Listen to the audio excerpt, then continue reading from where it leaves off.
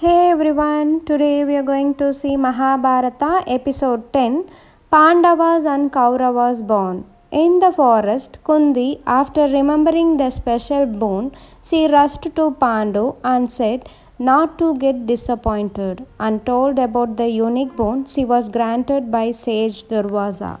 And she added, I know a sacred verse by which I can invoke any god and get a child from him. Pandu was thrilled to hear this. You have given me a reason to live, Kundi, he said. Please use your boon right away.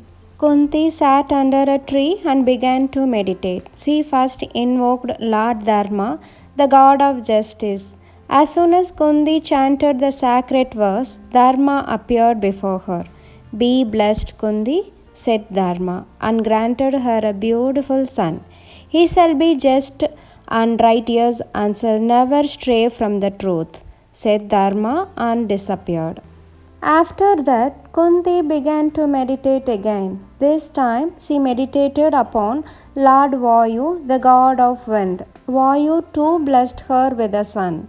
This child will have the strength of 1,000 elephants, said Vayu, and he disappeared. After getting the second son, Kundi sat to meditate and invoked Lord Indra, the king of gods, and got her third son. Indra blessed the child and said, he will be the greatest warrior and the best archer of all the time. After thus getting three sons, Kunti was fulfilled. Now, Kunti taught the sacred verse to Madri. Madri now meditated upon the twin gods, the Aswins, the healing therapist of the gods. Instantly, the Aswins appeared before her and blessed her with two beautiful sons. The boys will be very handsome and intelligent and will have the power of healing, said the Aswins, and they disappeared. In this way, Pandu had five sons. Dharma's son, the eldest, was named Yudhishthira, Vayu's son named Bhima, Indra's son named Arjuna, and the Aswin sons were named Nakula and Sahadeva. They were collectively called the Pandavas. Pandu, Kundi, and Madri were proud parents. Their happiness revolved around their five sons. Never again was Pandu sad or depressed. After few years, one day, in his joy, Pandu even forgot the sage curse and touched Madri, and as fate, the curse came into effect. And then and there, Pandu breathed his last. Madri could not bear this sorrow and ended her life. Kunti was left alone with five sons. She determined to bring the Pandavas up in such a way that they would bring pride to their fathers and forefathers' names. Kunti and the Pandavas were still living in the forest. When some sages advised them to return to Hastinapur, they thought of returning to Hastinapur. Meanwhile, in Hastinapur, we all know that Gandhari was married to Dhritarashtra and she wrapped a cloth over her eyes and promised to share the darkness that her husband who lived in the darkness. Once, sage Krishna Dvaipa Vyasa came to visit Gandhari in Hastinapur. The saint was very pleased with Gandhari and granted her a boon. Gandhari wished for 100 sons who would be very powerful. Dvaipavyasa granted her the boon. Soon, Gandhari found herself to be pregnant. But 2 years passed and still the baby was not born. After 2 years of pregnancy, Gandhari gave birth to a hard piece of lifeless flesh that was not a baby at all.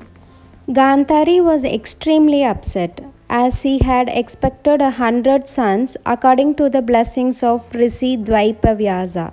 She was about to throw away the piece of flesh while Rishi appeared and told her that his blessing could not have been useless and asked Gandhari to arrange for 100 jars to be filled with ghee.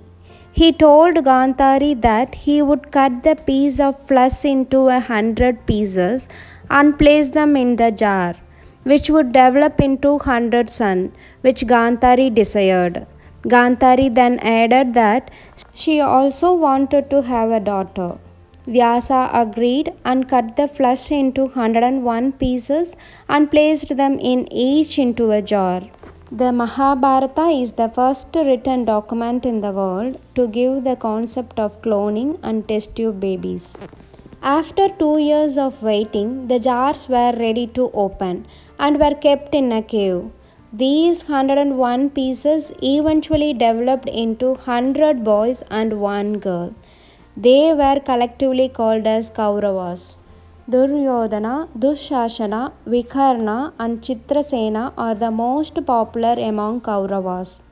Meanwhile, in the forest, Kunti and 5 sons Pandavas were still living in the forest.